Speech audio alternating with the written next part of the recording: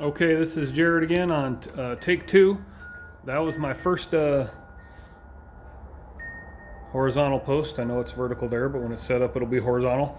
Um, this is my second one, and I found an easier way to help me make sure I get it squared off.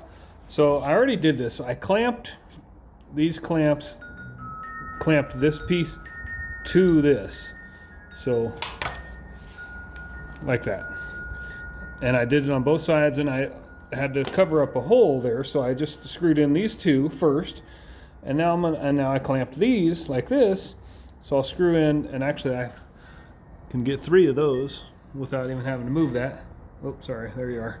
So I'll screw in those 3, and then now once you get a couple screws in there, you don't need a clamp. You can just screw these. So that's a lot easier, and I think I'll do the rest. When it's ready to do this side. This one, I'll do the same kind of thing, and that seems to be a good solution. So that's an easy way to make sure you're square and get those 90-degree ties nice and tight and square. Okay, keep watching, like and subscribe. Thank you.